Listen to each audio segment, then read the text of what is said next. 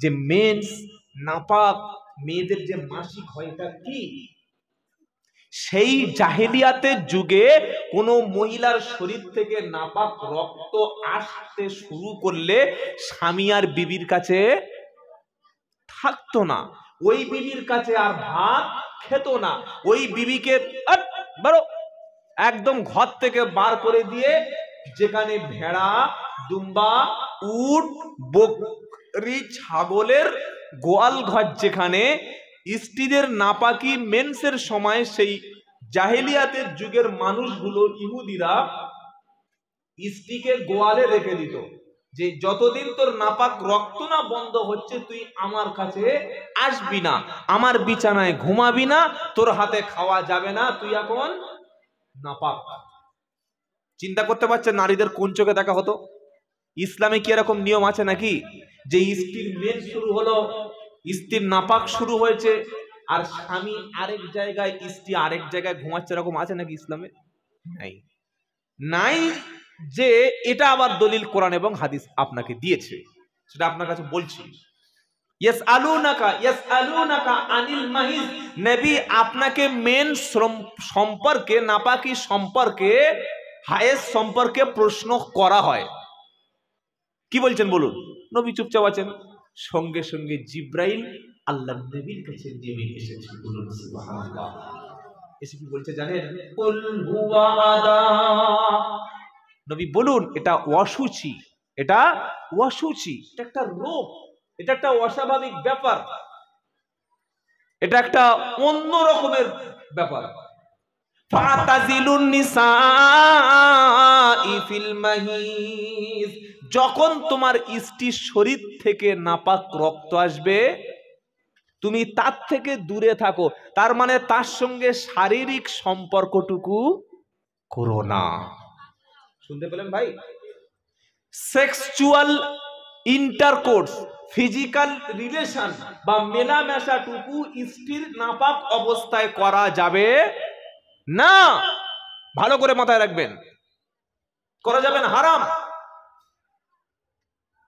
কতক্ষণ? ফালা তাকরাবুহুন্না হাত্তা ইয়াতহুর, ততক্ষণ পর্যন্ত স্ত্রীর সঙ্গে সম্পর্ক, শারীরিক সম্পর্ক করো না যতক্ষণ সে পিরিয়ড থেকে পাক না হচ্ছে, ততক্ষণ পর্যন্ত স্ত্রীর সঙ্গে শারীরিক সম্পর্ক করা যাবে না। আয়াত নাজিল হয়ে গেল। কিন্তু আল্লাহর নবীর স্ত্রী আম্মাজান আয়েশা সিদ্দিকা রাদিয়াল্লাহু তাআলা আনহা, আমাদের মা, তিনি বলছেন নবীর শরীর, আমি যখন নাপাক হতাম আল্লাহর নবী সাল্লাল্লাহু আলাইহি সাল্লাম আমাকে বাড়ি থেকে বার করে দিতেন না, আমার হাতে খাওয়া বন্ধ করতেন না, আমাকে দূরে সরিয়ে দিতেন না, আমাকে ঘৃণা করতেন না, বরং আমার কোলের উপরে মাথা দিয়ে নবীজি কোরআন পড়ছেন, আর আমার সেই সময় মেন্স পর্যন্ত চলছে। হাদিস বুখারী শরীফের, একবার জোরে বলুন সুবহানাল্লাহ। জাহেলিয়াতের যুগে মেন্সের সময় নারীদেরকে বার করে দিয়েছে, আর নবী সেই নারীকে নিজের কোলের কাছে তুলে নিয়েছে। এটাই ইসলামের সৌন্দর্য। কথা বুঝতে পারছেন না পারেন নাই? তো এই হায়েজ থেকে, মেন্স থেকে যদি কোনো মহিলা নাপাকি থেকে পাক হয়, সকাল 10টায় তার মেন্স বন্ধ হলো, তার উপরে গোসল করা ফরজ হলো, গোসল করে যোহর থেকে নামাজ পড়বে। 2:30টার সময় মেন্স বন্ধ হলো, গোসল করে আসর থেকে নামাজ পড়া ফরজ হবে।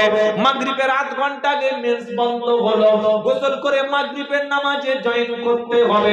রাত 7:30 8টার সময় মেন্স বন্ধ হলো, গোসল করে ঈশার নামাজ আদায় করতে হবে। কোরআন শোনাচ্ছে, এই অবস্থায় তোমার স্ত্রীর সঙ্গে শারীরিক সম্পর্ক করবে, যখন সে পবিত্র থাকে গোসল করে নেবে।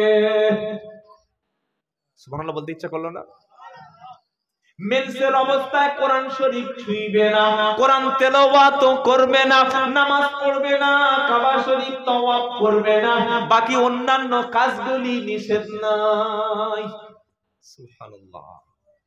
ইসলাম শিখিয়ে দিয়েছে, একটা একটা করে আল্লাহ পাক বলে দিয়েছে।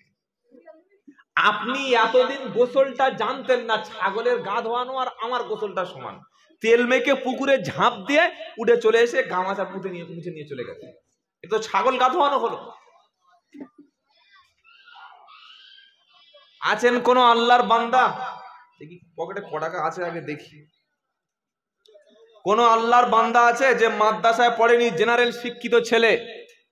একজন এসে দাঁড়িয়ে এখানে বলুন ভাই, আমি অপমান করছি না, সত্যি বলছি, যদি ফরজ গোসলের নিয়মটা বলতে পারেন, এটা আমি খুশি করে বলছি, ইনশাল্লাহ 100 টাকা দেবো। কে আছেন দেখি, উঠে আসুন দেখি। মাদ্রাসায় পড়েনি এরকম কোন ব্যক্তি এসে বলতে পারবে যে আমি হ্যাঁ মাদ্রাসায় পড়িনি, আমি শিখেছি ওলামাদের কাছ থেকে হোক, তবলিগ থেকে হোক, বই পড়ে হোক, ফরজ গোসলের নিয়মটা আপনি পরিপূর্ণ বলবেন, 100 টাকা দিয়ে যাবো। আমার বক্তব্য শেষ পর্যন্ত টাকাটা রইল। আছেন কেউ ইনশাল্লাহ? এতগুলো মধ্যে কেউ নেই? এই কে আছে, উঠে এসো না ভাই, চলো চলো চলো, উঠে এসো, এটা খুশিতে দিচ্ছি, এটা আপনাকে অপমান করছি, উঠে এসো উঠে এসো। টাকাটা নেওয়ার যদি ইচ্ছে থাকে কি বলবো, এটা পুরস্কার দিচ্ছি, পুরস্কার বা হাদিয়া দেওয়া সুন্নাত, নেওয়া কথা বলেন সুন্নাত, হাদিয়া দেওয়া সুন্নাত নেওয়া। ভাই এই চায়ের রেস্টুরেন্টটা একটু সরাও সরাও, মোদির মতো চাটা এবার বন্ধ করো, সারা চা খাবে নাকি? ও কাকা, এই বাবাজিরা, ফরজ গোসলটা তাহলে বলতে পারছেন, আমি বলে দেবো, এই বলে দেবো। ফরজ গোসল কখন হয় শুনে রাখেন।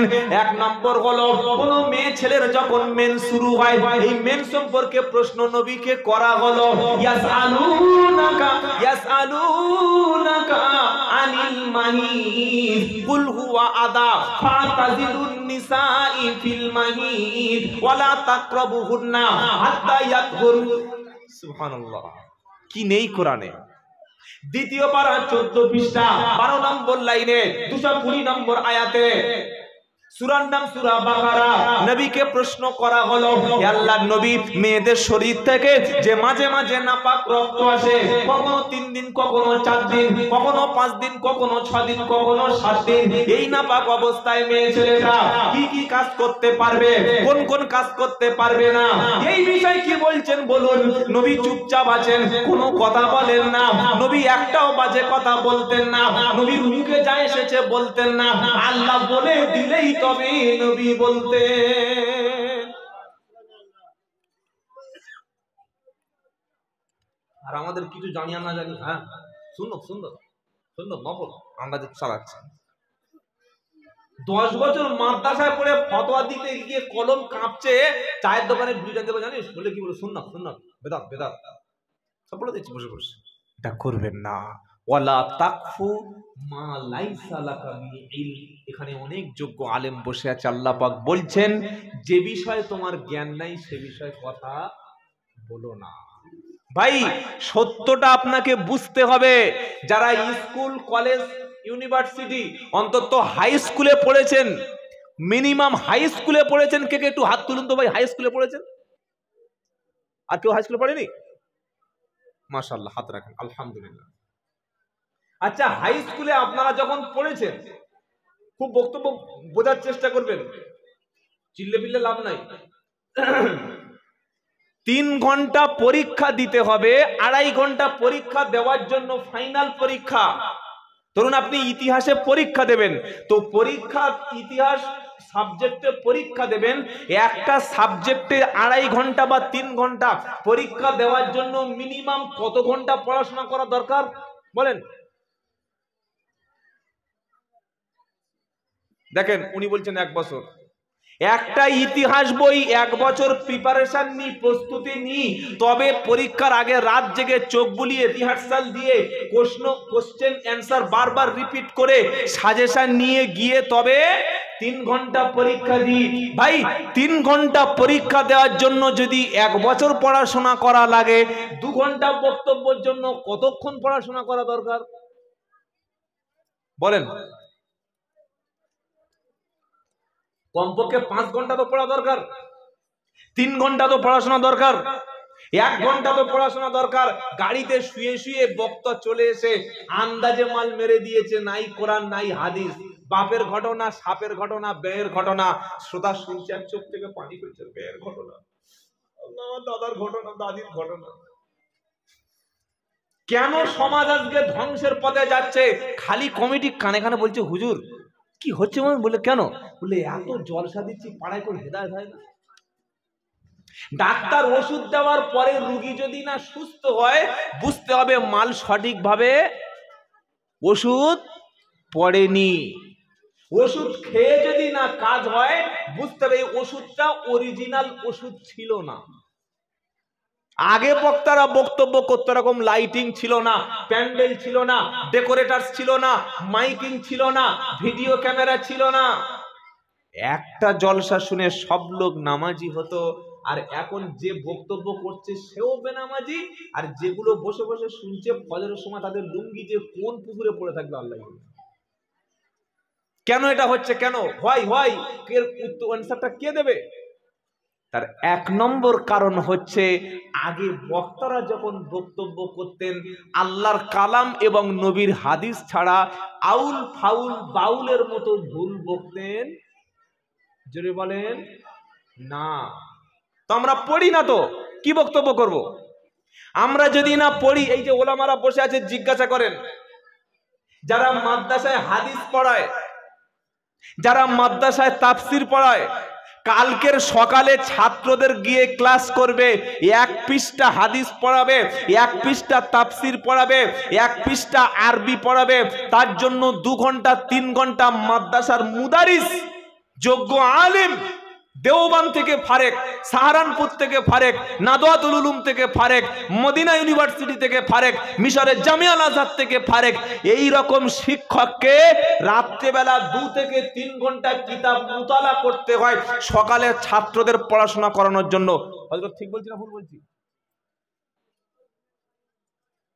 রাত্রেবেলা একটা আলেম, যোগ্য আলেম ছাত্রদের পড়ানোর জন্য 2 ঘন্টা পড়ে, তুই ভাই বক্তব্য করতে এসেছিস, কি পড়ে এসেছিস বল? আমি সব জায়গায় গিয়ে বলি জলসায় সামনে একটা কোরআন দেখে দেবে। আমি তো 2-4টে ভুল কথা বলে যেতে পারি না? বলতে পারি না? এখানে যদি আলেম না থাকতো আমার ভুলটা কে ধরবে? আপনাদের তো যা বলবো সুবহানাল্লাহ, যা বলবো সুবহানাল্লাহ। দেখবেন একটা ভালো কেরামতি বলছি, মুখস্থ রাখবেন, কাজে লাগবে। বড় পীর আব্দুল কাদের জিলানী রাহমাতুল্লাহ আলাইহি যেদিন পৃথিবী থেকে জন্মগ্রহণ করেছে, বড় পীরের মা সন্তানকে নিয়ে মাদ্রাসায় দিয়েছে। মাদ্রাসায় যাওয়ার পরে বড় পীর আব্দুল কাদের জিলানী মাদ্রাসায় গিয়ে ওস্তাদকে সালাম দিয়েছে। ওস্তাদ বলছে, আব্দুল কাদের তুমি কোরআন শরীফ পড়তে শুরু করো। কোরআন পড়ানোর আগে পড়তে হয় কায়দা, আলিফ পড়ো, বা পড়ো, তা পড়ো, সা পড়ো। বড় পীর আব্দুল কাদের জিলানী রাহমাতুল্লাহ আলাইহি চুপচাপ বসে আছে। ওস্তাদ বলছে, বাবা পড়ো। তুমি কি কোরআন শিখতে এসেছো? পড়বে না। বড় পীর চুপচাপ বসে আছে। ওস্তাদ বলছে, আব্দুল কাদের তুমি কোরআন পড়তে এসে কেন পড়ছো না? ও আব্দুল কাদের জিলানী চুপ করে আছে। এবার আলিফ বা তা সা পড়ে না। 5 মিনিট পরে আব্দুল কাদের জিলানী বলছে, আউযু বিল্লাহি মিনাশ শাইতানির রাজিম, বিসমিল্লাহির রহমানির রহিম, আলিফ লাম মিম, যালিকাল কিতাবু লা রাইবা ফীহি হুদাল লিল মুত্তাকিন আল্লাযীনা ইউমিনুনা বিল গায়বি ওয়া ইউকিমুনাস সালাতা ওয়া মিম্মা রাযাকনাহুম ইউনফিকুন। এক পারা মুখস্থ পড়লো, দ্বিতীয় পারা মুখস্থ পড়লো, 3 পারা, 5 পারা, 7 পারা, 10 পারা, 11 পারা মুখস্থ পড়ে দিল। ওস্তাদ তো সঙ্গে সঙ্গে অবাক হয়ে গেল, গিয়ে বলল, আব্দুল কাদের কিভাবে তুমি পড়লে? তখন বড় পীর বলল, ওস্তাদ গো, আমি ছিলাম মায়ের পেটে, আমার মা 11 পারা কোরআনের হাফেজ ছিল। আমি আমার মায়ের পেটের মধ্যে শুয়ে শুয়ে কোরআন শুনেছি। আমি জন্মগ্রহণ করে মায়ের পেট থেকে 11 পারা কোরআনের হাফেজ হয়ে এসেছি। দেখেন কি বলছে, একবার দেখেন সব। সুবহানাল্লাহ, দেখেছেন? এই যে ঘটনাটা বললাম 100% জালি কথা। সারা জীবন ঠকিয়েছে 20,000 টাকার বক্তা, কেউ ভুলটা ধরিয়ে দেয়নি। এটা ভুল কথা, আপনি ঠিক বলছেন। কোরআন শরীফ খুলে দেখাচ্ছি আপনাদের। পারা নাম্বার 14, পৃষ্ঠা নাম্বার 14, লাইন নাম্বার 12, সূরার নাম সূরা নাহাল। কি নাম বললাম? সূরা নাহাল। আল্লাহ পাক শোনাচ্ছে, 14 পারা 12 পৃষ্ঠা 12 নম্বর লাইনে আল্লাহ পাক কি বলছেন শোনেন। এই দলিলটা দেওয়ার পরে যদি কারোর মধ্যে সন্দেহ হয় তাহলে বুঝতে হবে আপনার ঈমান আছে কিনা সন্দেহ আছে। 14 নম্বর পারা 14 নম্বর পৃষ্ঠা 12 নম্বর লাইন আয়াত নম্বর 78 78 আল্লাহ পাক কি বলছে। আর কোরআন জানা থাকলে মসজিদে খুলে দেখুন, বাংলা কোরআন থাকলে বাংলা কমপক্ষে দেখুন।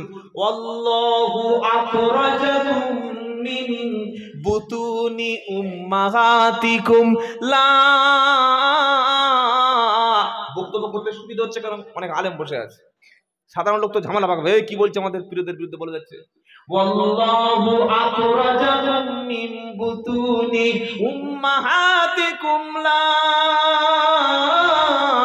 তা'লামুনা শাইয়া। এটা কি? এই যে কত বলে এটা দেখতে পাচ্ছেন না? আল্লাহ পাক মোবাইল দেখতে পাচ্ছেন।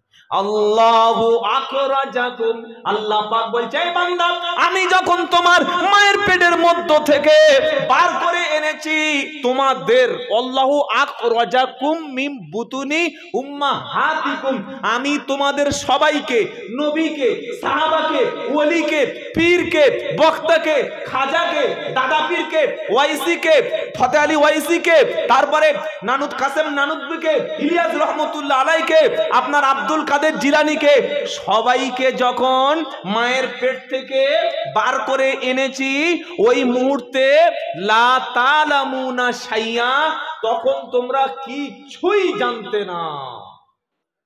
আল্লাহর কথাটা ঠিক না 10,000 টাকার কানে হাত দিয়ে আমলটার কথাটা ঠিক? বলো। আল্লাহ বলছেন মায়ের পেট থেকে বার হওয়ার সময় পৃথিবীর কোনো ব্যক্তি কিছুই জানতেন না। ভাই আল্লাহর নবী মায়ের পেট থেকে নবী হয়েছেন না 40 বছর 11 দিন বয়সে আল্লাহ তাকে নবুয়াতের দরজা দিয়ে নবী বানিয়েছেন?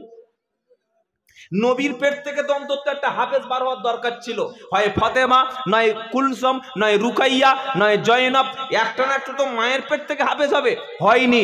আবু বকর সিদ্দিকের সন্তান হাফেজ হয়নি মায়ের পেট থেকে, ওমরের সন্তান মায়ের পেট থেকে হয়নি, হযরত আলীর ছেলে রাদিয়াল্লাহু তাআলা আনহু, হাসান হুসাইন রাদিয়াল্লাহু আনহুমা মায়ের পেট থেকে হাফেজ হয়নি, ফাতেমা মায়ের পেট থেকে হয়নি। কেন? কোরআন বলে দিয়েছে যেদিন তুমি পৃথিবীতে এসেছো সেদিন তুমি কিছুই জানতে না। সুতরাং সারা জীবন 10,000 টাকা নিয়ে গেছে, না পড়াশোনা করে আপনার ঘাড়ে বাঁশ রেখে চলে গেছে, আপনি ধরতে পারেননি। অনেকে বলবেন হুজুর তাহলে আপনি কি বড় পীরকে মানেন না? আসল ঘটনাটা এইবার বলছি শোনেন। বড় পীর আব্দুল কাদের জিলানী 18 পারার হাফেজ ছিলেন, এটা 100-র মধ্যে 100 সত্য ঘটনা, বলুন সুবহানাল্লাহ। বলে তাহলে এক্ষুনি বললেন মিথ্যা, এক্ষুনি বলছেন সত্য, আপনি কি পাগলা নাকি? এবার আসল কথাটা কি, বড় পীরের মা সত্যি তিনি হাফেজ ছিলেন, এটাও জোরে বলেন, এটাও সত্য। গুলিয়ে দিয়েছে বক্তা, যেহেতু তিনি আলেম নন, তিনি মাদ্রাসায় পড়েননি, তিনি কোরআন মুতালা করেনি, হাদিস তাফসির জানেন না, উসুল ফিকা জানেন না, পড়াশোনা তিনি করেন না, শুনে শুনে চালিয়ে দেন। আসল যে নোক্তাটা লুকিয়েছিল সেটা কি? আল্লাহ বলছেন কিছুই জানতে না, মায়ের পেট থেকে এসছে কিছুই তোমরা জানতে না। বড় পীর আব্দুল কাদের জিলানীর মা তিনি ছিলেন প্রকৃত কোরআনের হাফেজা। তিনি সন্তানকে পেটে নিয়ে নয়, দুনিয়াতে এসে কোলে নিয়ে রান্নার সময়, খাওয়ানোর সময়, ঘুম পাড়ানোর সময় কোরআন বলতেন, সন্তান শুনতেন। আর বাচ্চাদের মেমোরি অনেকটা অ্যাক্টিভ থাকে, ওই মায়ের পেটে নয় মায়ের কোলে শুনে শুনে শুনে শুনে তিনি কোরআন মুখস্থ করেছিলেন। কথা কি বোঝাতে পেরেছি ভাই? তাহলে ঠকিয়েছে না ঠকায় নাই? আল্লাহ বলছে দুনিয়ায় এসে, বক্তা বলছে মায়ের পেটে। ঈমান থাকবে না যাবে? ঈমান থাকবে না যাবে? ঈমান চলে যাবে। কোরআন বিরোধী কথা বললে ঈমান চলে যাবে। এজন্য বক্তা হওয়া সহজ, আলেম হওয়া সহজ না। আর নবী বলেছেন আলেমের কথা শোনো, কোন আলিমা, হয় আলেম হও, আও মুতাআল্লিমা, আলেমের ছাত্র হও, ছাত্র না হতে পারলে আও মুস্তামিয়া, কমপক্ষে আলেমের কথা শোনো, জাহিলের কথা শোনো না, বড় ভুল হয়ে যাবে। আল্লাহ আমাদের মাফ করুন, জোরে বলুন আমিন। তাহলে 100 টাকাটা কেউ নিতে পারলেন না? হ্যাঁ, ফরজ গোসলটা কেউ জানেন না? জানেন হয়তো অনেকে, কিন্তু বলতে লজ্জা লাগছে, তাই তো ভাই? নবীকে প্রশ্ন করা হলো মেয়েদের মেন্স কি, হায়েজ কি? বলছিলাম না, ইয়াসআলুনাকা আনিল মাহিজ, মেন্স পিরিয়ড, নাপাক রক্ত কেন আসে? কোরআনের কাছে নবীর কাছে প্রশ্ন হলো। নবী চুপচাপ আছেন, কিছু বলবেন না। কেন বলবেন না? আল্লাহ না বললে নবী মুখ, মা ইয়ানতিকু আনিল গাওয়া ইন হুয়া ইল্লা ওয়াহয়ু ইউহা। 27 পারা 4 পৃষ্ঠা 1 নম্বর লাইনের 2 থেকে 3 নম্বর আয়াত, সূরার নাম সূরা নাজম। মা ইয়ানতিকু আনিল হাওয়া ইন হুয়া ইল্লা ওয়াহয়ু ইউহা। আল্লাহ পাক বলছে আমার নবী তিনি খেয়াল খুশি মন গড়া কোনো কথা বলেন না, আমি আল্লাহ যেটা নির্দেশ দিয়েছেন সেটাই তিনি বলেন। সুবহানাল্লাহ। অনেকে ভাববেন সত্যি নবী কি একটাও কথা বানিয়ে আজগুবি এরকম বলেনি, বা কোরআনের মধ্যে কিছু নিজের নামে বলেনি? এবার আল্লাহ কি বলছে? ওয়ালাউ তাকাওয়ালা আলাইনা বাদাল আকাবিল লাখাযনা মিনহু বিল ইয়ামিন সুম্মা লাকাতানা মিনহুল ওয়াতিন ফামা মিনকুম মিন আহাদিন আনহু হাজিজিন। 29 পারা সূরা হাক্কর 44-45 আছে আয়াতটা। ওয়ালাউ তাকাওয়ালা, যদি নবী কোরআনের মধ্যে বানিয়ে মন গড়া কোনো কথা নিজের নামে চালাতো, আমরা যেমন চালাই, কি পড়াশোনা তো করিনি, তো কি বলবো আগরুপ বাগরুপ। ওয়ালাউ তাকাওয়ালা আলাইনা বাদাল আকাবিল, নবী যদি নিজের নামে মন গড়া কথা কোরআনের মধ্যে চালাতো, আমার দিকে লক্ষ্য করেন, হ্যালো, এই যে লা আখাযনা মিনহু বিল ইয়ামিন, আল্লাহ বলছেন আমি ঘপ করে নবীর ডান হাতকে চেপে ধরতাম, সুম্মা লাকাতানা, এটার মানে কি? কথা বলেন, এটার মানে, হ্যাঁ এটা তো ভালো করে জানবো একটু, কারণ কুরবানি তো খেতে হবে তো, তাই তো? কুরবানিতে খাই আর সুযোগ পেলে মোল্লা মোল্লা ঝেড়ে দিই ভাই, সেজন্য ছুরি রেডি আমাদের, বুঝলেন? ওয়ালাউ তাকাওয়ালা আলাইনা বাদাল আকাবিল লাখাযনা মিনহু বিল ইয়ামিন সুম্মা লাকাতানা মিনহুল ওয়াতিন, নবীর ধমনীকে কণ্ঠশিরাকে টেনে ছিঁড়ে ফেলে দিতাম। ফামা মিনকুম মিন আহাদিন আনহু হাজিজিন, আমার হাত থেকে তোমরা নবীকে কেউ বাঁচাতে পারতে না। যদি নবী কোরআনের মধ্যে কথা বানাতো, নিজের নামে চালাতো, সুতরাং যেটা কোরআন ওটা পিওর, ওটার মধ্যে কোনো চিহ্ন নাই। তবে একটা জিনিস নষ্ট হবে না, সেটা হচ্ছে নেক আমল। সুবহানাল্লাহ। আমল ঠিক থাকবে, আমল করে যাবো ইনশাআল্লাহ। তাহলে আমরা কি শোনাচ্ছিলাম? আজকে রাত্রে আমার মৃত্যু হতে পারে না, পারে না, হতে পারে, কোনো গ্যারান্টি নাই। আর মৃত্যুর সময় যখন চলে আসে, ফালাউলা ইদা বালাগাতিল হুলকুম ওয়া আনতুম হিনাইদিন তানজুরুন ওয়া নাহনু আকরাবু ইলাইহি মিনকুম ওয়ালাকিন লা তুবসিরুন। 27 পারা 16 পৃষ্ঠা 3 নম্বর লাইনে 83 নম্বর আয়াত, সূরার নাম সূরা ওয়াকিয়া। আল্লাহ পাক শোনাচ্ছে ফালাউলা ইদা বালাগাতিল হুলকুম ওয়া আনতুম হিনাইদিন তানজুরুন ওয়া নাহনু আকরাবু ইলাইহি মিনকুম ওয়ালাকিন লা তুবসিরুন। হাত যখন থেমে যাবে, কপাল যখন ঘামবে, চোখ যখন বন্ধ হবে না, মুখের মধ্যে পানি দেবে, পানি ভিতরে যাবে না, তোমার ওষুধে কাজ করবে না, সেলাইনে কাজ করবে না, ডাক্তার হাত ধরে বলে দেবে বাপকে বাঁচানো গেল না। আল্লাহ পাক শোনাচ্ছে সবাই তোমার দিকে তাকিয়ে থাকবে, মৃত্যু যখন গলার কাছে চলে আসবে, ঘড়ঘড়ানি যখন চেপে যাবে, বিবিতে কান্না থামাবে না, বাচ্চা তখন বাবা ডেকে আব্বা শব্দ ফিরে পাবে না, সবাই তোমার দিকে তাকিয়ে থাকবে, তুমি আল্লাহ ছাড়া কিছুই চিনতে পারবে না। আল্লাহ পাক বলছে বান্দা তাকিয়ে থাকা ছাড়া কিছুই করার থাকবে না। সবাই তাকাবে, কিছু করতে পারবে না। পারবে? ডাক্তার মৃত্যুর সময় কি বলে? মাফ করবেন, বাঁচাতে পারলাম না। বলে না ভাই? বলে না? বলে না? মৃত্যুর সময় ডাক্তার বলছে ক্ষমা করবেন, বাঁচাতে পারলাম না। এ বাবা, গেটে ভিড় করো না ভাই। এই হ্যালো, এই গেটে ভিড় করো না। ভিতরে এসো, ভিতরে এসো, ভিতরে। এই ছেলে, এই ছোট ছেলেগুলো বড্ডগুলো ভিতরে না, ভিতরে ঠান্ডা খা খা করে কাটছে অবস্থা। এসো ভিতরে, ভিতরে। আপনি আপনার সন্তানের মুখ দেখতে দেখতে মারা যাবেন। মুসা আলাইহিস সালামের ইন্তেকালের সময় হয়ে এলো। সুবহানাল্লাহ। জলিল কদর নবী পয়গম্বর ইন্তেকালের সময় হয়ে গেল। মালাকুল মউত গিয়েছে, বললে জীবন নেব। হাদিস বুখারী। এক থাপ্পড় মেরে একদম আজরাইলের চোখ কানা করে দিয়েছে। এক থাপ্পড় মেরে। মালাকুল মউত ফিরে আল্লাহর কাছে কি বলছে? আল্লাহ, মনে একটা বান্দার কাছে পাঠালে, চোখ তুলে দিয়েছে। কেন, কি করেছিলে? বলে খালি গিয়ে বলেছি তোমাকে নিতে এসেছি, চলো, ব্যাস, মেরেই দিয়েছে। প্রচন্ড রাগী ছিল। কোন নবী? মুসা আলাইহিস সালাম। আল্লাহ বলছে আবার যা। আর যাবে? বলছে কি করবো, এক চোখ খুইয়েছি, আরেক চোখ খাবো। আল্লাহ নির্দেশ দিচ্ছেন, যেতে বাধ্য। সুবহানাল্লাহ। মালাকুল মউত এসে বলছে মুসা, আমি মালাকুল মউত। তখন ঠান্ডা হয়ে গেছে। নবী বুঝতে পেরেছে আমার হাতে সময়, জোরে বলেন, নাই। মালাকুল মউত বলছে মুসা আলাইহিস সালাম, আল্লাহ পাঠিয়েছে তোমার কাছে নিয়ে যেতে। মুসা নবী বললেন, মালাকুল মউত রে, আমি যদি পৃথিবীতে বাঁচতে চাই, আমাকে কি সুযোগ দেওয়া হবে? মালাকুল মউত বলছে মুসা, তোমার ডান হাতটা নিয়ে একটা দুম্বার উপরে রাখো। ডান হাতটা নিয়ে একটা দুম্বা, একটা ছাগলের, একটা বকরির উপরে রাখা হলো।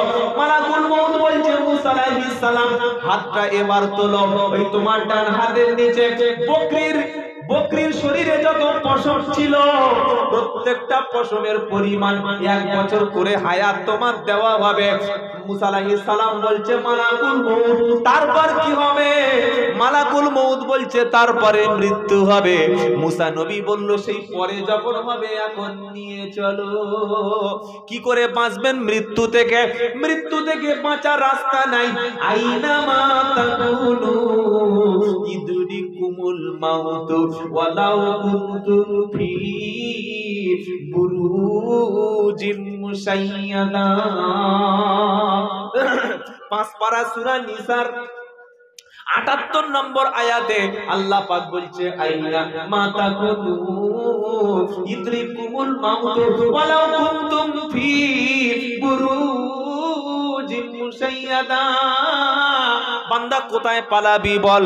তুই আকাশের সিঁড়ি তৈরি করে ওখানে উঠে যদি একটা গৃহ নির্মাণ করিস, লোহার তৈরি ঘর তৈরি করবি, স্টিল দিয়ে ঝালাই করবি, বাইরে কাঁচ দিয়ে ঘিরে দিবি, বাইরে পুলিশ দাঁড় করিয়ে রাখবি, প্রহরী দাঁড় করিয়ে রাখবি, সেন্ট্রাল ফোর্স দাঁড় করিয়ে রাখবি। আমার মালাকুল মউত সেন্টার ফোর্স বোঝে না, মুখ্যমন্ত্রী বোঝে না, প্রধানমন্ত্রী বোঝে না, রাষ্ট্রপতি বোঝে না, ডাক্তার মাস্টার প্রধান কিছু বোঝে না। সময় হয়ে গেলে নিয়ে নেবে, তোমাকে খুঁজেই ঠিক তুলে নেবে। কুল ইন্নাল মাউতাল্লাযী তাফিরুনা মিনহু ফাইন্নাহু মুলাকিকুম। 28 পারা 13 পৃষ্ঠা, প্রথম নম্বর লাইনে 8 নম্বর আয়াত, সূরার নাম সূরা জুমা। কুল নবী বলো, কুল ইন্নাল মাউতাল্লাযী তাফিরুনা মিনহু। নবী উম্মতকে বলো, তারা যদি মৃত্যু থেকে পালায়, তারা মসজিদ ছেড়ে দিতে পারে, কিন্তু মৃত্যু থেকে পালাতে পারবে না।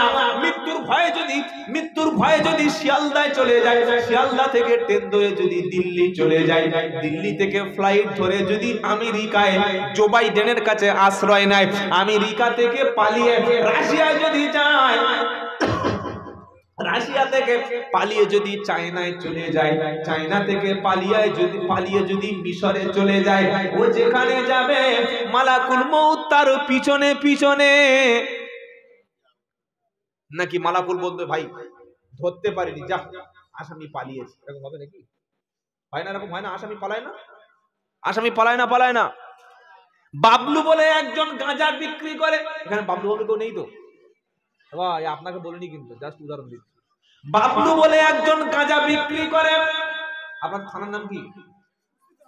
উস্তি থানার পুলিশ এসে গাড়ি নিয়ে দাঁড়িয়ে আছে বাবলুর বাড়ির সামনে। বলছে, বাবলুর বউ ঘুম থেকে উঠে বলছে, কে? বললেন আমি উস্তির ওসি। কি খবর? বললেন তোমার স্বামী গাঁজার ডিলার, তুমি কি জানো না স্বামী গাঁজা বিক্রি করে? বলতে পারবো না। দাঁড়া, স্বামীকে ডেকে দিচ্ছি। স্বামী দেখছে ধরবে, এখনই থানায় নিয়ে পাচা লাল করবে। যারা গাঁজা বিক্রি করে, মদ বিক্রি করে, এই সমাজ বিরোধী লোকদের সঙ্গে বড় বড় নেতা মন্ত্রীদের হাত আছে। কি বলছেন বলেন? এ ভাই, তোমরা এই ছেলেগুলো দেখতে পাচ্ছ না? আমাদের ধরে তুলে দিও। মা যেমন ছেলেও সেমন। মেয়ের একটু ঠান্ডা হয়েছে, এরা মাল লেগে গেছে। যারা গাঁজা বিক্রি করে, মদ বিক্রি করে, লটারির টিকিট বিক্রি করে, সমাজ বিরোধী কাজ করে, আপনি চেনেন না, এদের সাথে নেতা মন্ত্রীদের সম্পর্ক যদি বলেন আছে, তা না হলে চলতে পারে না। থানা থেকে পুলিশ এসে যদি বলে এই গ্রামে কোনো লটারির টিকিট বসতে দেব না, মদ ব্যবসা বন্ধ করব, 24 ঘন্টা সময় লাগবে না। পারবে না? পারবে না? পারবে। কিন্তু পুলিশের হাত বাঁধা। এমএলএ সাহেব, মন্ত্রী সাহেব ফোন করল, কত বড় ওসি, ওরা দুটো লটারির টিকিট বিক্রি করছে, দুটো গাঁজা বিক্রি করছে, দুটো মদ খাচ্ছে, তা তোমার তো চুল কাটছে কেন? থানায় ডিউটি করতে পারছো না? এখান থেকে ট্রান্সফার করে দার্জিলিং এ পাঠিয়ে দেবো, ঠান্ডার সময় বুঝতে পারবে কেঁপে মরে যাবে। কি পুলিশ আর রেড করবে? আমি 27 তারিখে ছিলাম ত্রিপুরা রাজ্যে। এয়ারপোর্ট থেকে নেমে 70 কিলোমিটার একটা পাহাড়, চতুর্দিকে পাহাড় এলাকা, সেখানে তাফসিরুল কোরআন মাহফিল। তারপরের দিন সকাল 10টায় ওখান থেকে বার হলাম, 1:20 ফ্লাইট ছিল ত্রিপুরা থেকে। তো ওই পাহাড়ের কাছে আমার ওখানে একটা মাওলানা সাহেব বন্ধু ছিল, বললে হুজুর পাহাড়ের উপরের দিকে দেখেন। কি দেখবো ভাই? সাপটাও আছে নাকি? বলছে সাপ নাই, উপরে গাঁজা চাষ চলছে। কি চাষ বলো? জোরে বলো। গাঁজা। পুলিশ দেখতে পায় না? বললে পুলিশ দেখতে পাচ্ছে, কিন্তু ওর যদি কিছু টাকা দিয়ে দেয় থানায়, চুপ, খাচ্ছে খাক। কি বলছেন বলেন? পুলিশ মদ বিক্রি হচ্ছে দেখতে পাচ্ছে, মদের দোকান বন্ধ করবে না। আপনি খেয়ে গাড়ি চালান, লাইসেন্স কেড়ে নেবে। তাহলে শয়তান আর বদমাশকে পুলিশের দোষ দিয়ে লাভ আছে? যে আইন তৈরি করেছে, পুলিশের হাত তো বেঁধে রেখেছে। 1 সপ্তাহ আগে আমি প্রোগ্রাম করেছি নদিয়া ডিস্ট্রিক্টে, বগুলা বর্ডার এলাকা। যাচ্ছি জলসায়, রাত 7টার সময় পুলিশ বলছে দাঁড়ান। তো আমার গাড়ির কাগজ তো সব ওকে, ড্রাইভিং লাইসেন্স, ইন্স্যুরেন্স, পুলিশ সব ওকে, বুকে সিট বেল্ট বাঁধা আছে। পুলিশ ড্রাইভারকে বলছে হা করো। কেন হা করতে বলছে কেন হঠাৎ? এইরকম বড় একটা মাল বার করেছে। মাল মানে কি জানেন? বড় পাইপ আছে। আমি জানি এবার ড্রাইভারের দেবে 12টা বাজে। দেখি ফু দাও, ফুকিয়ে যাচ্ছে। তারপরে পুলিশ বলল কোনো সমস্যা নাই, যেতে পারো। পুলিশ আমাকে বলছেন স্যার আমাদের হাত বাঁধা।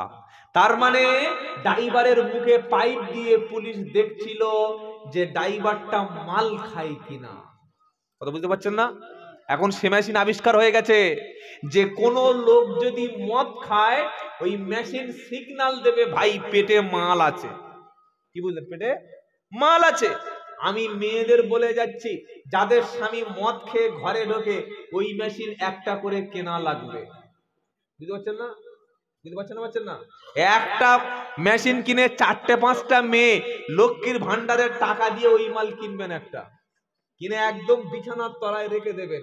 স্বামী এসে মাতলামি করছে, একবার নাকের কাছে মুখের কাছে ধরবেন, ওদের দেখবেন যে সিগন্যাল আছে, জুতো ভিজিয়ে স্বামীকে 1 ঘন্টা ধোলাই করবে।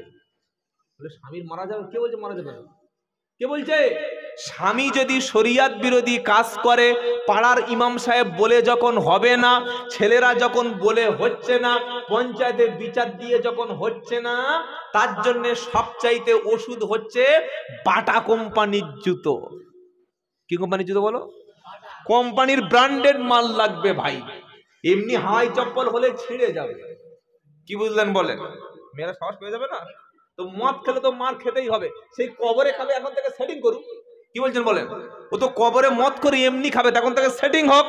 পায়ে ধরে বলে যাচ্ছি ভাই, ধ্বংস করছে সমাজ সরকার। সরকারের কাজ কিন্তু মদ বিক্রি করা নয়। মদখোরকে মদের লাইসেন্স দিচ্ছে। 2010 সালের আগে যত না মদের লাইসেন্স ছিল, 2023 সালে এসে তার পাড়ায় পাড়ায়, থানায় থানায়, এলাকায় এলাকায় মদের লাইসেন্স ঢালাই ভাবে দিচ্ছে না দেয় না? জোরে বলেন।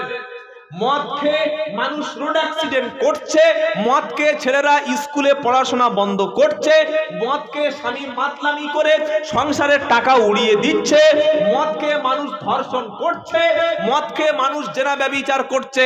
ভাই, এতদিন সরকারের কাছে রাস্তার দাবি করেছেন, ঘরের দাবি করেছেন, চাকরির দাবি করেছেন, উন্নয়ন দাবি করেছেন। আমি আব্দুল্লাহ জুবায়ের বলছি, কথাটা কানে নিন। পঞ্চায়েত ভোট হোক, এমএলএ এর ভোট হোক, লোকসভা ভোট হোক, যে ভোট ভিক্ষা করতে আসবে, পাড়ার সকলে দল বেঁধে বলবেন, ভাই আপনি এসছেন আমাদের কাছে, যদি মদ বন্ধ করতে পারেন বাংলা থেকে, তবে আমরা ভোট দেবো। উন্নয়ন দরকার নাই, শুধু মদটা বন্ধ করো। কালকের বিধানসভায়, পশ্চিমবঙ্গের বিধানসভায় 294টা সিট আছে।